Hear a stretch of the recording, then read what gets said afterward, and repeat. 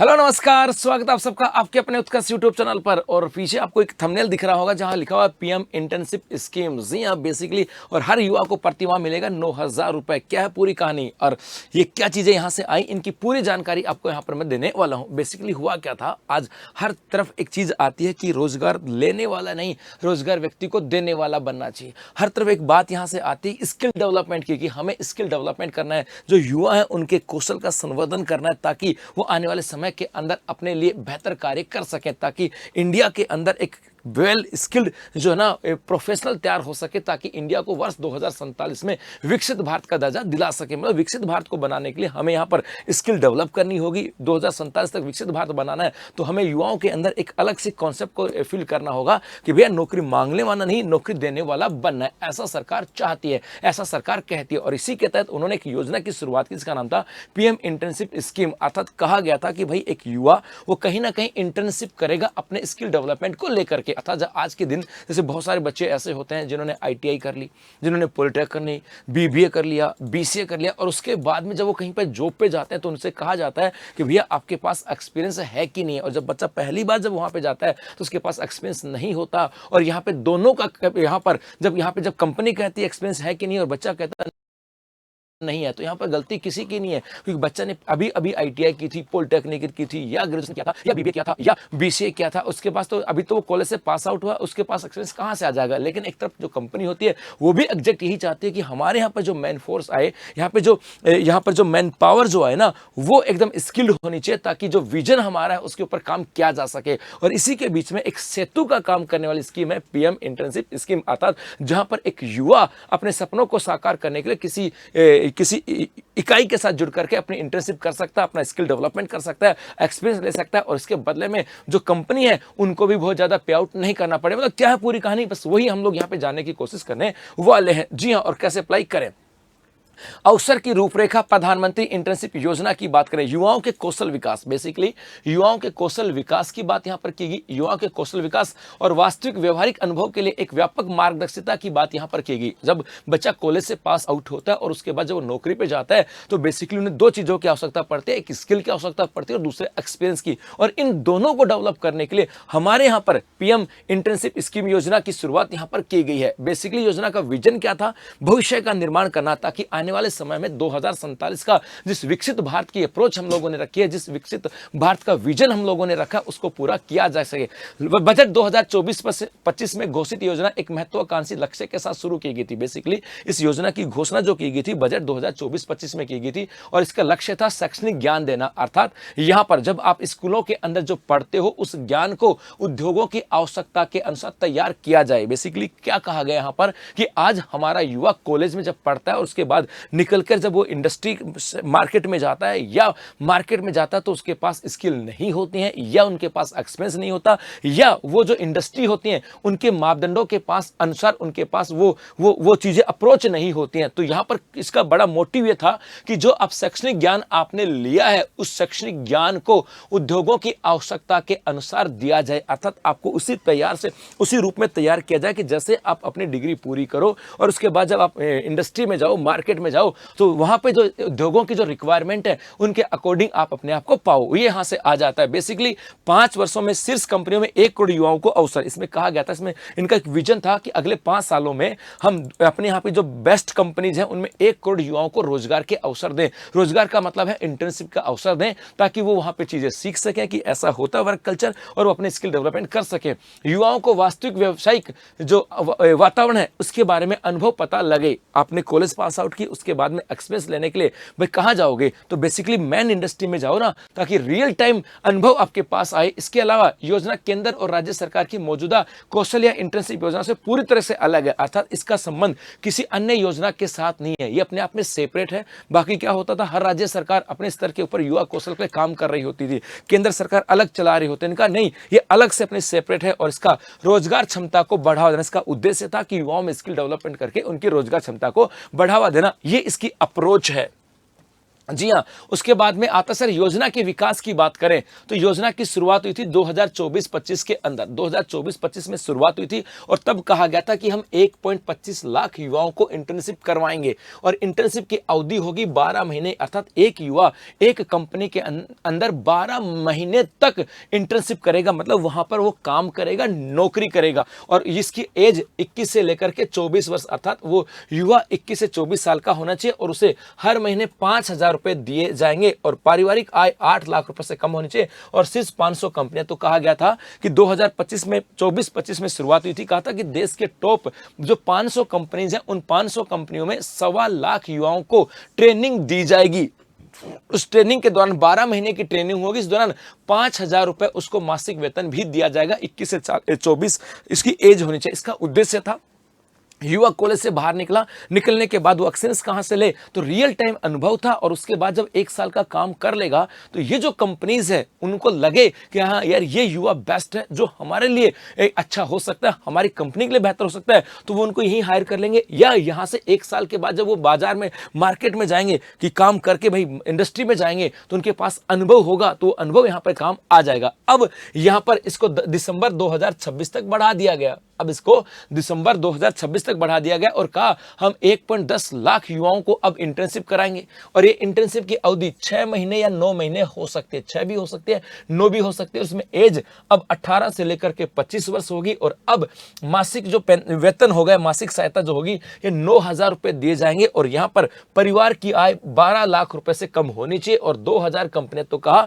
कि 2,000 जो शीर्ष कंपनियां उनके अंदर 1.10 लाख युवाओं को अब इंटर्नशिप करवाई जाएगी 6 या 9 महीने की और हर महीने उनको आर्थिक सहायता के रूप में 9,000 रुपए दिए जाएंगे और एज होनी चाहिए 18 से 25 और पारिवारिक आय ये होनी चाहिए 12 लाख तक की बात की गई। इसके अलावा अब कहा गया कि पात्रता फिल्टर की बात करें, कौन आवेदन कर सकता है। अब गुरुजी आवेदन कौन कर सकता है, अब आपके मन में आया होगा कि गुरुजी अच्छी बात है, हर महीने सीखने का मौका मिलेगा, 9,000 भी आएंगे, टॉप कंपनीज में होगा, सब आपके माइंड में बहुत सारी कंपनी के नाम आएंगे, वो यहीं पे होंगी, तो सर मैं वहां पे काम करूंगा, बेहतर काम करूंगा तो कंपनी मुझे हायर कर लेगी, मेरी सैलरी बढ़ जाएगी। हाँ बस वही बात यहां से है, लेकिन सर पात्र कौन होगा, तो कहा कि भारतीय नागरिकों और एज 18 से 25 साल के बीच में होनी चाहिए, रोजगार की स्थिति पूर्णकालीन रोजगार में नहीं होना चाहिए। आज यदि कहीं पर आप रोजगार नौकरी कर रहे हो तो नहीं होना चाहिए, फुल टाइम तो नहीं, पार्ट टाइम आप कहीं पर नौकरी कर रहे हो तो आप वहां जा सकते हो और अपनी पार्ट टाइम नौकरी भी कर सकते हो। इसके अलावा शिक्षा की स्थिति आप फुल टाइम मतलब रेगुलर कहीं के स्टूडेंट नहीं होने चाहिए, आप जो है ना आप डिस्टेंस एजुकेशन से आप पढ़ाई कर रहे होंगे, ये आ जाता है। शैक्षणिक योग्यता की बात करें तो आप 10वीं पास हो सकते हो, 12वीं पास हो सकते हो, सबके अकॉर्डिंग अलग अलग है। आप ITI पास हो सकते हो, पॉलिटेक्निकल पास हो सकते हो, है ना, या आप BA हो सकते हो, BSc हो सकते हो, BCom, BCA, BBA, B pharma, BTech वाले हो सकते हैं, या MA, MSc, MCom, MCA और MTech, ये जो व्यक्ति हैं वो इसके अंदर अप्लाई कर सकते हैं। ये शैक्षणिक योग्यता यहां पर आती है। लेकिन याद रखना यहां पर अपात्र कौन कौन से हैं, कौन कौन से अपात्र, जैसे हमारे यहाँ IIT की बात करें, IIMs की बात करें, NLU की बात करें, है ना, IITs की बात करें, IIS की बात करें, वो नहीं। जैसे मैंने यहां पर कहा कि भैया आप कौन हो सकते हो, यहां पर हो सकते हो आप BTech, BE और BTech हो सकते हो, MTech हो सकते हो, लेकिन ये IIT वाले नहीं है, है ना, BCA ये IIM वाले नहीं है, नेशनल लॉ यूनिवर्सिटी वाले नहीं है ना, IIIT वाले नहीं होने चाहिए, मतलब जो प्रीमियम इंस्टीट्यूट हैं उनके बच्चे नहीं होने चाहिए, वो नहीं, मतलब उनके लिए तो है ही, जरूरत है ही नहीं ना, वो तो कहीं भी ले लेंगे, ये तो बाकी के लिए है ना, तो वो नहीं होने चाहिए। इसके अलावा पेशेवर योग्यताएं CA है, CMA है, CS है, MBBS है, BDS है, MD है, MS है, MBA है,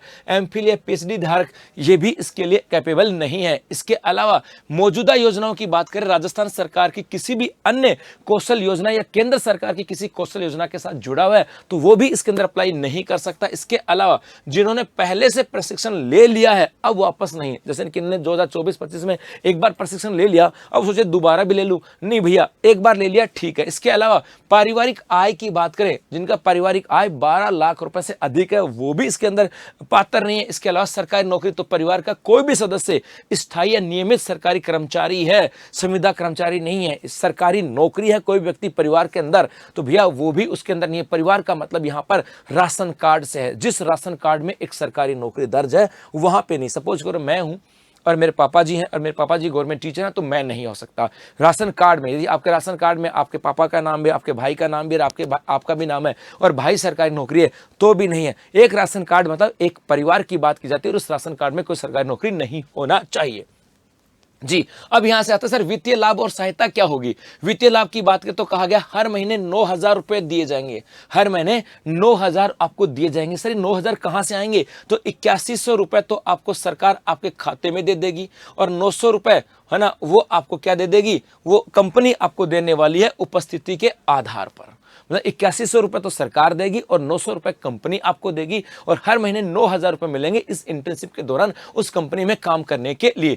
आकस्मिक अनुदान की बात करें, मतलब जैसे आप लगोगे तब तो कहा कि कुल 6,000 का एक मुश्त आपको अनुदान दिया जाएगा। पहली किस्त 3,000 इंटर्नशिप में शामिल होने के 15 दिन के भीतर। जैसे आपका इंटर्नशिप में नंबर आया, आप शामिल हो गए, तो जैसे आप इंटर्नशिप शामिल हो गए आपको 3,000 रुपए आपके खाते में आ जाएंगे ताकि वहां पर रहने की, कपड़ों वगैरह की व्यवस्था आप कर सको जी। और दूसरा 3 महीने सफलतापूर्ण होने पर, और जैसे आप 3 महीने इंटर्नशिप के पूरे हो जाएंगे आपको 3,000 रुपए और दे दिए जाएंगे। ये आपके इंसिडेंटल ग्रांट हैं जी हाँ। इसके अलावा देखो बीमा इंश्योरेंस है ना, ये बीमा भी यहां पर आपके मिलने वाला है। इसके अलावा इंटर्नशिप की संरचना कैसी होगी, तो अवधि, इसकी अवधि आपके 6 या 9 महीने हो सकती है। इसकी अवधि 6 या 9 महीने, पहले 12 महीने थी, अब 6 या 9 महीने है। और मुख्य नियम, इंटर्नशिप अवधि का कम से कम 50% हिस्सा वास्तविक कार्यस्थल नौकरी के माहौल में बिताना अनिवार्य है। अर्थात कहा गया कि आपकी इंटर्नशिप यदि 6 महीने है तो 3 महीने आपको बेसिकली आपको सिर्फ, जैसे आप किसी कंपनी में इंटर्नशिप गए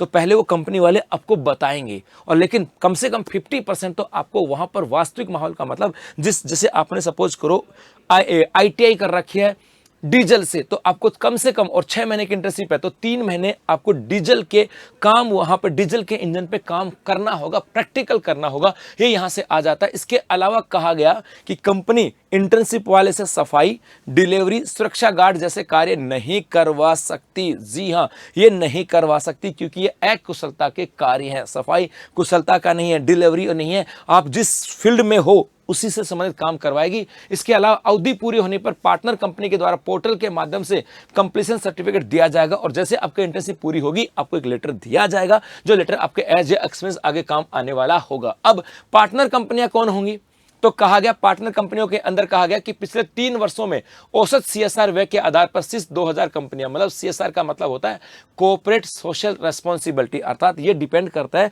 उसके टर्नओवर पर, मतलब जो यहाँ पे 3 सालों के अंदर जिसका टर्नओवर ज्यादा रहा है वो होंगी।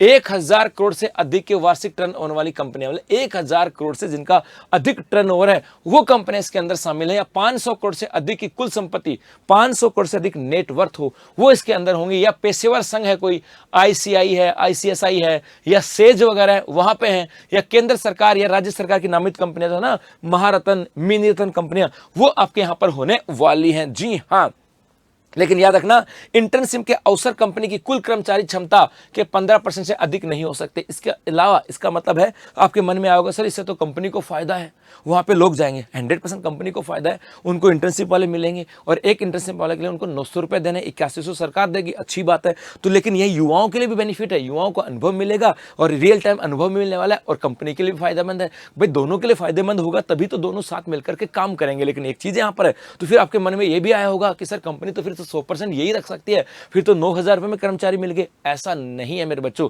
कहा गया कि एक कंपनी 15% से, जितने वहां पे कर्मचारी हैं उनके 15% से अधिक इस योजना के तहत नहीं रख सकती है। यहाँ अब आता है कि सर क्रियान्वयन कैसे होगा, तो आपके यहाँ पर इसका कॉर्पोरेट कार्य मंत्रालय, मतलब जो आपके जो MCA है, जो कॉर्पोरेट जो कार्य मंत्रालय है वो इसके ऊपर ध्यान रखने वाला है। सरकारें जो होंगी वो इसके ऊपर पूरा कंट्रोल रखेंगी।